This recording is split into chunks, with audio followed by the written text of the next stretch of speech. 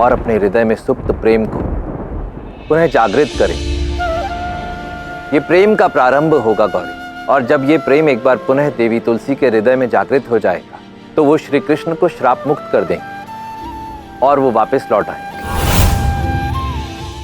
और दूसरी ओर श्री कृष्ण लक्ष्मणा से वो कार्य करवा रहे हैं जो वो स्वयं करना चाहते हैं परंतु कर नहीं सकते। बलराम को भी जानबूझकर उन्होंने इस कार्य में संलिप्त किया है, क्योंकि निकट भविष्य में उन्हें बलराम की सहायता की आवश्यकता भी पड़ने वाली है। देखती जाओ गौरी, थोड़े से समय में ही बहुत कुछ बदलने वाला है, परंतु अब भी कोई है जिसे श्री कृष्ण ने इस कार्य में सक्रिय नहीं किया है। वो कौन है महादेव? राधा। किंतु राधा को तो श्री कृष्ण ने कार्य में लगा रखा है।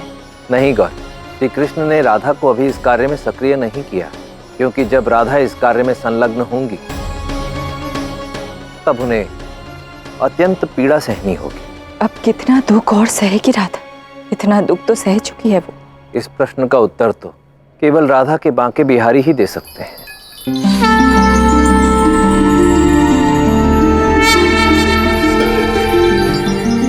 बांके, तुम यहाँ महादेव के स्थल पर क्यों बैठे हो? क्यों ना बैठूं? महादेव मेरे आराध्य ही नहीं, मेरे बहुत अच्छे मित्र भी हैं। तो मुझे जब भी समय मिलता है मैं महादेव के पास आके उनके स्थल पे बैठ जाता हूँ। अच्छा ठीक है, किंतु मेरी बात ध्यान से सुनो। देखो, अब तुम सतर्क रहना। जिनसे भी तुमने प्रश्न किए हैं ना, वो सभी यहाँ आते ही होंगे और तुमसे कई प्रश्न पूछेंगे। और दाऊ को यदि तुम समझ में नहीं आए ना तो पिटाई खाने के लिए सज्ज रहना। एक रहस्य बताऊं, मुझे किसी से भय नहीं लगता। जिनको आना है आने दो, मैं सबको संभाल लूंगा, चिंता मत करना। हाँ, देखते हैं, सब ज्ञात हो जाएगा। आते ही होंगे सब। अरे हाँ, सब आने वाले हैं। इसी बात से मुझे स्मरण आया, मैं जा रहा हूँ जल पीने के लिए, मुझे बड़ी प्यास लगी है। ठीक है, शीघ्र आओ।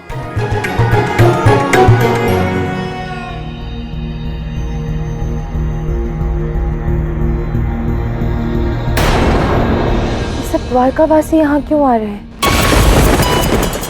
श्री राधा, आपने मुझ पे संदेह किया था ना, तो मैं समस्त द्वारका अपने साथ ले आई। अब इनके समक्ष अब चाहे वैसा व्यवहार करें, क्योंकि अब ये द्वारकावासी मेरे साथ हुए दुर्व्यवहार की साक्षी होंगे। खैर छोड़िए ये बात। श्री राधा, आप सबसे पहले तो आप मुझे ये बताइए कि वो पुरुष है कहाँ? हाँ, निकालो उस सुदंड चोर को बाहर। कहाँ है वो दुष्ट? तुम में से कोई है? तुम हो? कौन है तुम में से? दाऊ, वो बांके है, बांके बिहारी। उसे प्यास लगी थी तो इसलिए वो बस जल पी के आता ही होगा। जल ही पीने गया है ना? कहीं मेरे भय से भाग तो नहीं गया है? नहीं दाऊ, वो अवश्य आएगा। देखते हैं।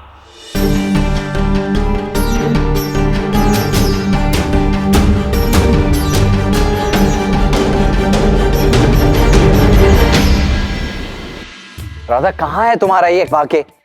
रात्रि हो चुकी है, अब तक आया नहीं। ऐसे कौन से जलाशय में जलपान करने गया है? पता नहीं कहाँ चला गया दाऊ। आपके आने से कुछ क्षण पूर्व तो यहीं पर था। मुझे तो लगता है कि ये व्यक्ति श्री राधा का फैला हुआ कोई भ्रम तो नहीं। क्यों श्री राधा? नहीं, राधा को कोई भ्रम नहीं हुआ है और ना ही उसने कोई भ्रम फैलाया है। ठीक है ताजश्री, मान लिया कि ये व्यक्ति है, किंतु अगर ये सत्य है तो ताजश्री वो व्यक्ति है कहाँ? और फिर हम में से किसी ने उस व्यक्ति को कभी देखा क्यों नहीं? और वो देवी राधा से वार्तालाप क्यों करता है? और अगर वार्तालाप करता भी है तो हम में से किसी को सुनाई क्यों नहीं देती? हे भगवान, ये क्या हो रहा है यहाँ? ताजश्री, इस असत्य को हमारी द्वारका की प्रजा कभी भी स्वीकार नहीं करेगी। क्यों? सत्य कह रही हूँ ना? देखिए, यहाँ कोई असत्य नहीं कहा जा रहा है। यह सत्य है कि वो व्यक्ति वास्तव में अवश्य है। बात सिर्फ इतनी है कि हम सबके साथ साथ वो हमारी राधा को भी छल रहा है और इससे पूर्व भी उसने हम सबको भ्रमित किया।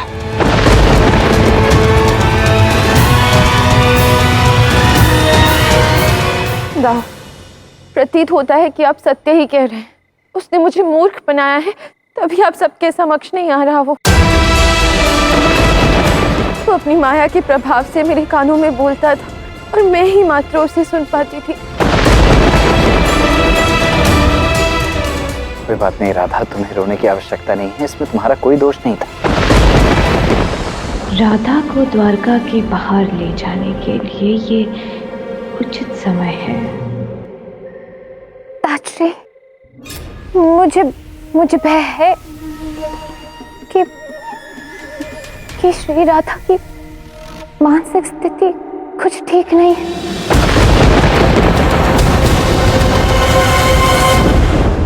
जब से श्री कृष्ण लुप्त हुए हैं तब से श्री राधा के मन पे अत्यंत ही कुप्रभाव पड़ा है। नहीं लक्ष्मण, मैं पूर्णतः स्वस्थ हूँ, मुझे कुछ नहीं हुआ है। और वो बांके कोई भ्रम नहीं है, वो थोड़ा चंचल है, इसलिए आप सबके समक्ष यहाँ नहीं आ रहा है। श्री राधा, आप देख रही हैं कि आपने अपनी क्या अवस्था कर ली है। श्री कृष्ण के वियोग में मान भी जाइए। देखिए श्री राधा, मैं जानती हूँ कि आप अवश्य ठीक हो जाएंगी, किंतु श्री राधा, उसके लिए आपको द्वारका से बाहर जाना होगा कुछ ही समय के लिए। ताजश्री, आपको पता है द्वारका से बाहर कुछ ही दूरी पर ऋषि मुनि यज्ञ कर रहे हैं। हम यदि श्री राधा को वहां ले जाए तो श्री राधा अपने इस मनोविकार से मुक्त हो सकती है। लक्ष्मणा, यह असंभव है। मैं अपनी प्रतिमा के बिना कहीं नहीं जाऊंगी। मुझे वो प्रतिमा चाहिए। शांत हो जाइए श्री राधा, कृपया शांत हो जाइए। देखिए, द्वारका से बाहर आपको अत्यंत शांति मिलेगी। मुझे पूर्ण विश्वास है कि आप लौट आएंगी, वो भी स्वस्थ होकर। और श्री कृष्ण भी तो लौट आ सकते हैं। आप बस स्वस्थ होकर ना प्रेम से उन्हें बुलाना, वो जरूर लौट आएंगे। अंततः समस्त द्वारका आप ही के साथ श्री कृष्ण को अपना सर्वस्व मानती है श्री राधा। क्यों द्वारका वासी? देखा? नहीं, मैं कहीं नहीं जाऊंगी। कुछ नहीं हुआ है मुझे। और मैंने वो प्रतिमा कितने प्रेम और समर्पण से बनाई है, क्या वो किसी को छल सकती है? लक्ष्मणा, कहीं तुमने ही तो मेरी प्रतिमा नहीं चुराई है।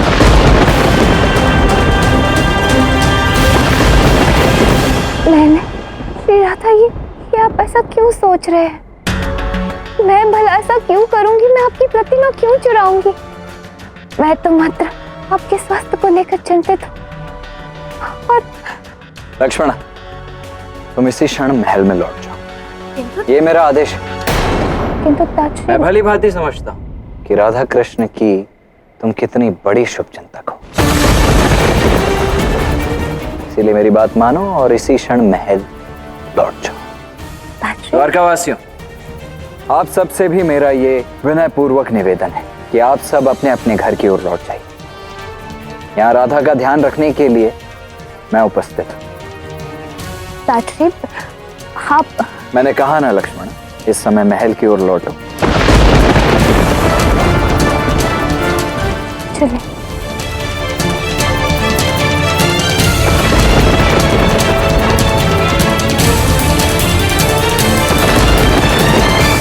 तुम ठीक तो हो ना राधा? इतनी बड़ी विपदा तुम पर आई और तुम्हें एक क्षण के लिए भी, तनिक भी अपने दाऊ स्मरण नहीं आए। तुम्हें मुझे ये सारी बात पहले ही बता देनी चाहिए थी ना राधा। दाऊ, आप भी लौट जाइए। मैं अकेले ही सही अपनी प्रतिमा को ढूंढ कर ही रहूंगी। तुम्हें कोई भी आवश्यकता हो तो तुम्हारी सहायता के लिए मैं यहीं हूँ राधा।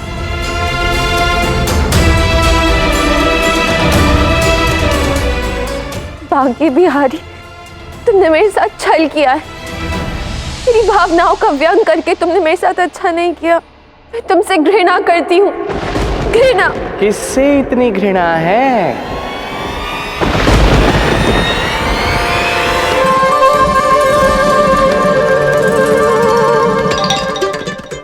चले गए थे तुम? तुम्हारे कारण मुझे क्या क्या सुनना पड़ा। अब कुछ बोलते क्यों नहीं? बातें तो बड़ी बड़ी करके गए थे यहाँ से, किंतु जब समय आया तो भाग निकले। तुम्हारे कारण मैं कितने लोगों के समक्ष विक्षिप्त सिद्ध हो गई हूँ। किसी को विश्वास ही नहीं हो रहा है मुझ पे कि तुम वास्तव में हो। सबको लग रहा है कि ये मेरा भ्रम था। उन सबको लगता है कि तुम कोई जीवित मनुष्य नहीं, ये तो मेरा भ्रम हो। देखिए, शांत हो जाइए और सुनिए तो मेरी बात। मैं क्या कह रहा हूँ, मैंने कहा ना कि मैं जल पी के आ जाऊंगा, तो मैं आने ही वाला था, किंतु मैं लौटूं कैसे? यहाँ पे आसपास तो जल है ही नहीं, कोई जल स्तोत्र नहीं है आसपास। मैं कोसों दूर चल के गया, वहां पे मैंने जल पिया, मैं लौट आया चलते चलते चलते, और आप है कि मुझ पे ही कुपित हुई जा रही हैं। तो क्या कुआं खोद कर जल पीने गए थे तुम? छल मत करो मुझसे बाकी, झूठ बोल रहे हो। देखो अब तुम यहाँ से लौट जाओ, मुझे तुम्हारी सहायता की कोई आवश्यकता नहीं है। मैं अपनी प्रतिमा स्वयं ढूंढ लूंगी और यहाँ पुनः लौटकर झांकना मत।